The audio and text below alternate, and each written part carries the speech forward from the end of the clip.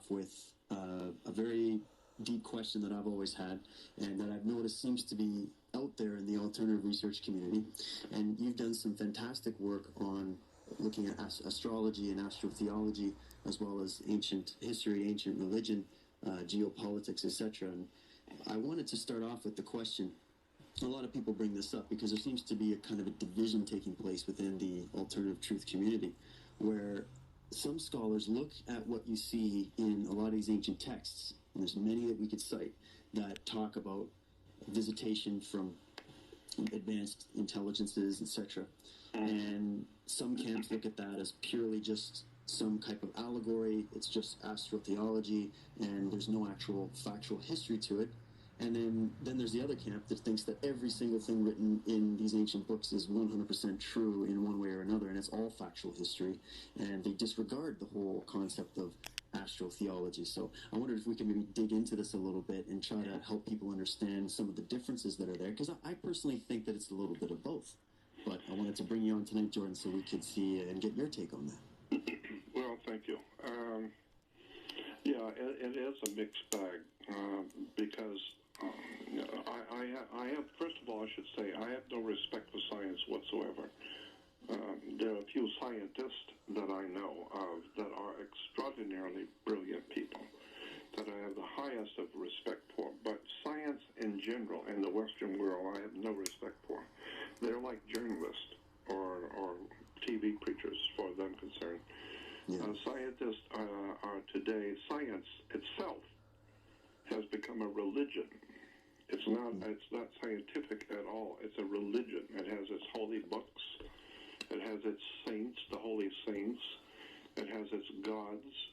And you have to bow down to the gods and to sprinkle incense on the altar, and you have to mimic whatever they taught you in school, to get your degree so that you could become a scientist.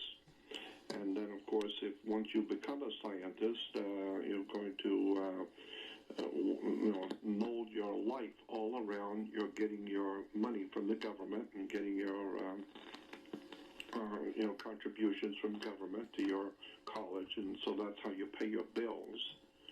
And so naturally, science will always cater to the powers that be to print the money and are in charge.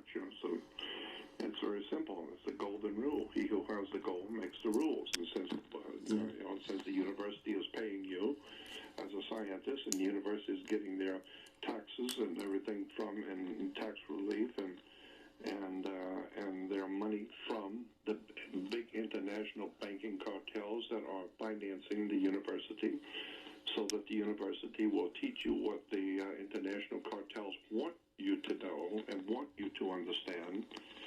And so you study hard at the university, and you get a degree. And that degree means that you now have a work permit. You can go out and get a job in your university or in some kind of an educational institution and call yourself a scientist because you've got a work permit. It's called a degree from university. And therefore, you can now make enough money to pay for your home and your car and your family. And so, obviously, we wouldn't want to do anything to rock the boat and to cause any problems by you actually reading something and doing something on your own without anybody telling you, and making some discoveries of your own by yourself and finding out that something is not true. Or if you find out something's not true, you need to keep your mouth shut, because you will lose your tenure, and college and university will fire you, and then you'll find yourself out in the street, and then for the first time you will discover how useless your degree really is. You'll discover how useless your degree really is when the powers that be decide that they've had enough of you. You won't be able to get a job at Sears. I don't care how smart you thought you were. The only reason why you are given a degree and are promoted is because you're promoting the party line. But if you happen to be extraordinarily brilliant and you are learning things that nobody else knows and are trying to explain things to the world of science, well, we know we've already had too much, 5,000 years of experience. The powers that be on this earth are not interested in it in everyone being in compliance. So everyone believes what we tell them to believe, and if we catch you teaching somebody something we didn't tell you, and it's like the same thing with Christianity. King James comes out with a Bible. It's called the Authorized Version. Why? Because he didn't authorize you to go reading anything else.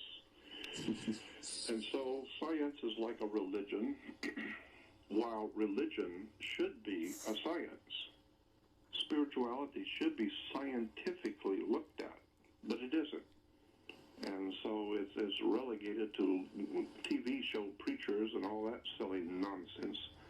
But spirituality, very few people have ever touched spirituality. All kinds of people have religions, but very few people have ever really looked at the word spirituality, what it means. So when it comes to science and religion and government, I understand what's going on. It's all a game, and it's all commerce. It's all business. And if you don't go along with the ideas that are being popular right now, then you won't have a job. You're out. And I don't care if you got 14 doctors. Doesn't matter. You're out. You're finished. It's over. You can't get a job anywhere. So I understand how it works. When you're talking about where we come from and where the human race comes from, there are overwhelming in your face facts of life that scientists around the world know, but they're not about to talk about. Because I talk to a lot of different people, and you'd be surprised how people react when you're talking to them by themselves. When no one's around, you're talking to them by themselves is one thing. But if you get them in a crowd or get them in a group at a restaurant where there's 4 or 5 others in the same discipline, now it's different. So if you're talking to one lawyer over coffee or over a drink in a bar in the back part of the bar, just you and him, and you're talking, that's one thing. He'll tell you the real truth. But if you're going to have dinner with 6 other lawyers, and now you talk to him about it, it's going to be a whole different situation. Because he's not about to say anything that everybody else has already, all the other lawyers know. We don't talk about that. And whatever that subject is, we don't bring it up and we don't comment on it. And everybody here at the table knows that. But if you talk to them by themselves, late at night, in a car parked out here on the boulevard somewhere at night, that's when they'll tell you the real truth. So that's why I don't have any respect for scientists or religionists or government or any of the rest of these institutions, because I know how they work. They all protect each other, and they all have their holy gospel, and they all know what they're supposed to teach, and so nobody wants to rock the boat. Yeah. I mean, we're all under citizenship, and so that's why I said I don't really have any respect on any of those sides of science. But having said that, there are some scientists that I consider to be absolutely mind-boggling, brilliant people doing brilliant work, but most likely you will never hear of them. And because they're not out there on TV like Billy Graham and TBN and dancing around the stage, worshiping the Lord and making hundreds of billions of dollars a year, entertaining the poor people of the world with all this silly nonsense religion. That's what you'll see. You'll see all the Benny Hinn's and all the religious leaders dancing around the stage with their effeminate hairdos and their diamond rings, but they're not telling you anything. It's just a big act. Religion, at the end of the day, it's just business. That's what the mafia says. Nothing personal, it's just business. We're talking money. TBN, Trinity Broadcasting, we're talking money, period. Millions a day. And so, any con man will tell you that if you're going to con someone, you have to find out what they like and what they don't like. And then you're going to con them by agreeing with them. Whatever it is they like, that's what you like. And whatever it is they don't like, that's what you don't like. And so you get their confidence because they like you, because you're like them. No, you're not like them. You're a scumbag, but you are acting like you are like them. And you believe the way they do. Why? Because of money. You're ripping them off. And so that's why today people all over this country have lost their homes, they've lost their jobs. They've lost their income. They've lost their freedoms. Now the only thing left to lose is their minds. People of America are losing their minds because that's the only thing left to lose. They've been ripped off, lied to, cheated, and educated to be stupid. And the best you got is football or the reverends jumping around TV or football. And the government is going to rip you off. The churches are going to rip you off. And banks are going to rip you off. I don't think there's anything out there in any institution that's not going to rip you off. So you better understand that the world that you live in is very, very evil and very, very dark.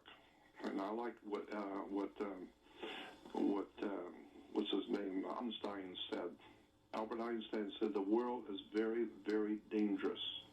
Not because bad people do bad things, but because good people do nothing. Yeah.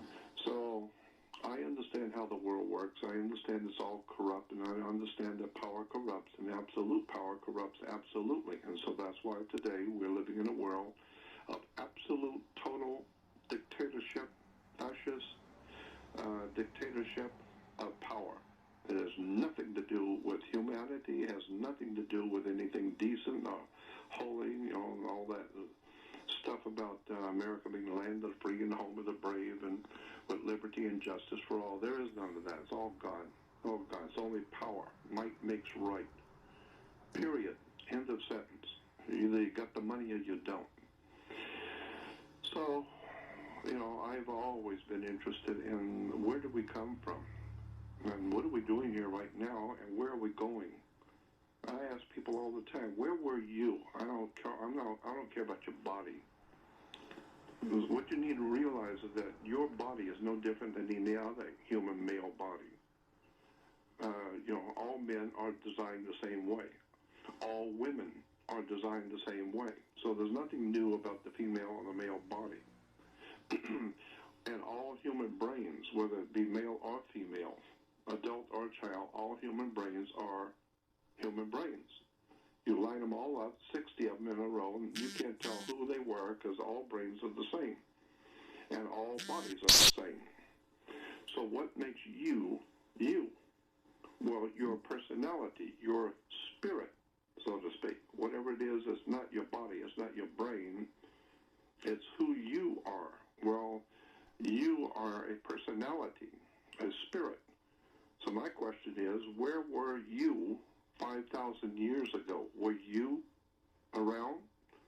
Because you obviously are somebody. Well, where were you before you were you today? Where were you?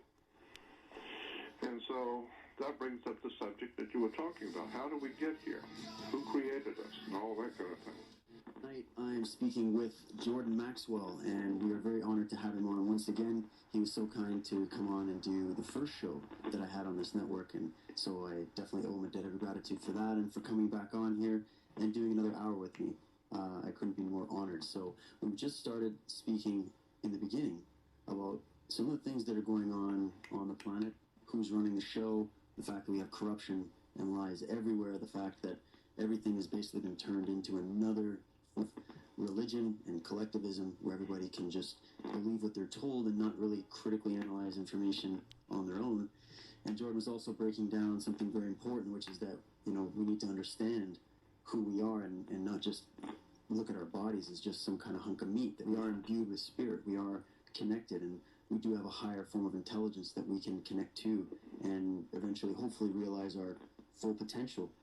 And Jordan, we were just getting into the idea of our origins. And when we talk about origins, some people get confused because they think, what are we talking about? Are we talking about the physicality? Are we talking about the spirituality? And I think that when we talk about some of the things that are spoken in these ancient texts, there's a little bit of both in there.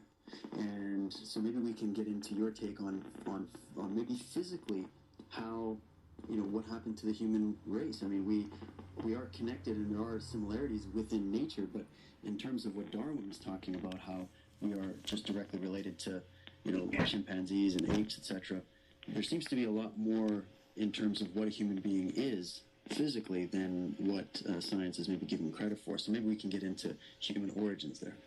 Yeah, well, first of all, I think it'd be important to point out that Charles Darwin, which is interesting, a lot of people don't know this, that Charles Darwin never really wrote anything about evolution, period.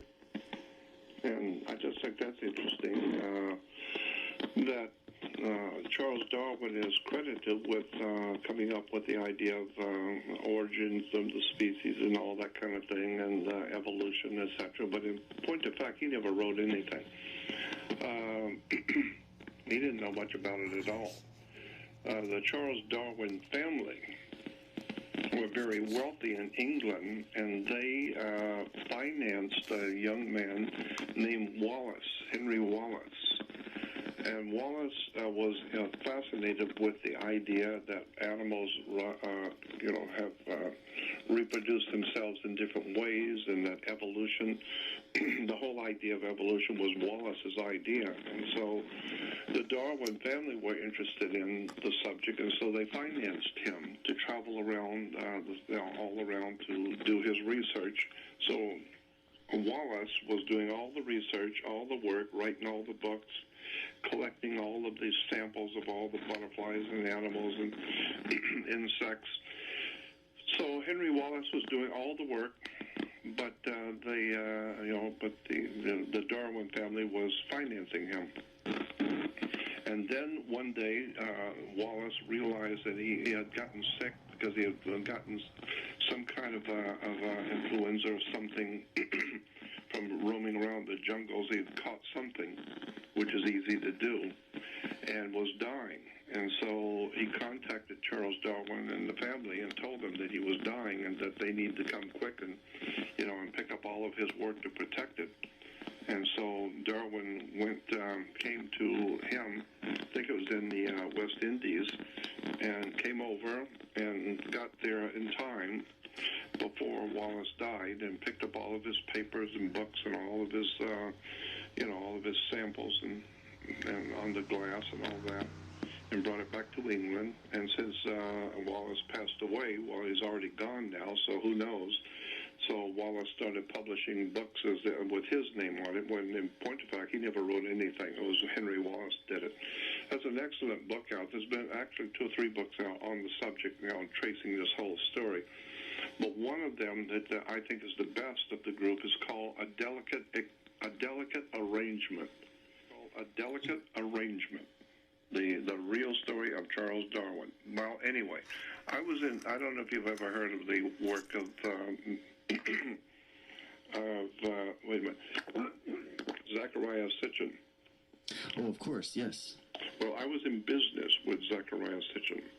I was actually in business with him, and I was one of the people who was sending him around the world, and I helped him get some of his books published, and so we were business partners at one time. So I had a lot of opportunities to sit and talk with him privately about his work and what he knew that he hasn't told anyone. And I can tell you one thing: he did know a lot more than what he ever wrote. And but we talked about this subject about who created us, where do we come from, etc., etc. My take on this is just my personal opinion, which has nothing to do with anything. It's just my view. I think that we are somebody else's experiment. The book I read many, many years ago, back in 1959, was The Complete Works of Charles Fort. That was a very, very important book to me at 19 years old. It really turned my life around reading that book. And it's still available today. You can get it in any good bookstore. You can order it. It's called The Complete Works of Charles Fort, F-O-R-T, Charles Fort. Very, very interesting and important book. But what Charles Fort said in the forewords of his book is he said he believed that we humans were somebody else's test tube. We was a test tube creation. Somebody created us. Well, that's what the Bible says, and that's what many of the ancient texts from all the Aztecs and Mayas, the Incas and Toltec peoples and the Egyptians and the Hindus and God knows all the rest of the ancient cultures of the world, they all talk about they who came here and created us. Now, I am of the opinion that we were created because logic alone dictates that, so that anytime you hear someone calling himself a scientist who puts down the concept of creation, you need to understand that they're thinking in terms of Marxist-Leninism. They're thinking in terms of what we call Marxist-Leninist or communist philosophy, which says there is no God, there is no creator, period, none of it. The whole thing is a bunch of bull. So therefore, you need to understand that the scientific community is usually, most often, left-wing, Marxist-Leninist. We don't know that. We're not supposed to use those terms because people don't know what it means. But universities today in America are filled with left-wing Marxist-Leninist, Bolshevik, social communists, etc., etc. And they have no regard for wisdom, knowledge, spiritual truth, intellectual, spiritual knowledge, anything that has to do with the upbuilding of the human spirit by knowledge, wisdom, and study, etc., they're not interested in. They're interested in only one thing, and that's international socialism, or what we refer to as the World Revolutionary Movement. I understand Marxist-Leninism. I understand the Communist Party of Russia. I understand what we call today the Republican, the Democratic Party is itself a Marxist-Leninist movement in America, but most people don't know that. I've studied it for 53 years, so I know what's going on. Therefore, I would say that for me, and it's just my opinion, and it's a subjective opinion, I am totally convinced that we were created by someone. And the reason why is the logic is very simple. If you were out in the middle of the Sahara Desert, 4 days out, and you're hundreds and hundreds of miles from any civilization anywhere, out in the real middle of the Gobi Desert or out in the middle of the Sahara, and you're roaming around, and you happen to see a watch laying on the ground, you pick up the watch. What does that watch feel besides the time? The very fact that you found the watch out in the middle of nowhere should tell you, if you have 500 brain cells or more all going in the same direction, it would tell you someone has been here. Obviously, the watch did not walk out here itself, and it wasn't created by God and dropped down from heaven. Somebody was wearing a watch, and it dropped it out here 300 miles in all direction from any civilization. But somebody was here, because here's a watch laying on the ground. And so when I look at the human creature and understand that one eye did not wait many years for the other eye to evolve, no, the skull has two openings for eyes right off the bat. So we get two eyes to start with. And then you find out that all the other animals, all the other creatures, they also have eyes, two eyes. Well, what's that all about? All of a sudden, everybody's got two eyes? I thought we were evolving. How come how come some didn't evolve with six eyes? And one didn't, so so there's too much about the human body, the human nervous system, the human brain, the way it's all put together. It's way too complicated to have just by chance evolved. I don't remember who did it, but it was one scientist that had looked at this and said that the idea of a human body just coming together by, the miracle of evolution and the fact that everything would have to be lined up perfectly would be like, a tornado going through a junkyard and all the junk firing itself up into the air in that tornado and then coming back down into a perfect jumbo jet. Like the odds are absolutely staggeringly impossible. Yeah. Yeah, you're right. Because I like what one astronomer said. He was brilliant. He said the universe is not only stranger than you imagine, it's stranger than you can imagine.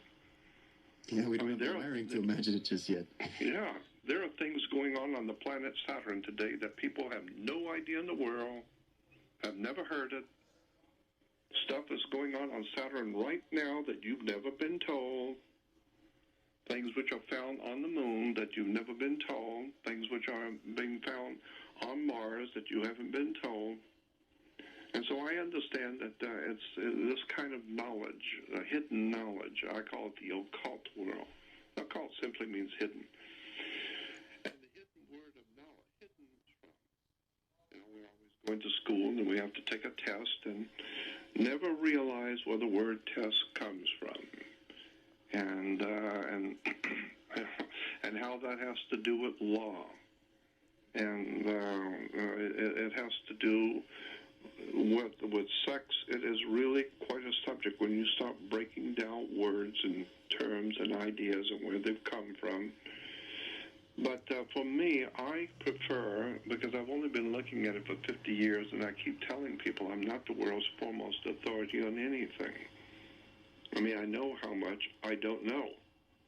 My God, there's a world of knowledge out there. You can go to any library in the world and sit and read till the day you die, and you need to come back 46 more times and not even scrape the surface of what's in one library, much less the world's libraries. That's really the only way to gain any kind of knowledge in anything. I mean, because if you go out there with a preconceived notion of what something is, while you're looking into it, then you've got a biased opinion, and therefore you're not going to be able to really get down into what the truth of that subject would really be. So the type of mentality and the attitude that you're speaking about moving forward with that humble nature and understanding first, right off the bat, that there's a lot of things that we don't know, and we have to have that humility before we even try to seek these answers. Would you agree that that's really the best way to go about researching anything? Yeah, but you have to remember, if Al Capone and his mob are running Chicago, and you're a detective, you got a wife and children, and you're going to be doing research on organized crime in Chicago, well, if you think you're serving the people, you better go back and think about it. Because if you are doing research and you're putting your nose where it don't belong, you can get hurt that way. I mean, the bottom line is, power corrupts, and absolute power corrupts. And so this is why today scientists and teachers who have been taught themselves in universities to get their degrees so they can get a work permit, so they can go out and get a job, and they want merely, like a parrot,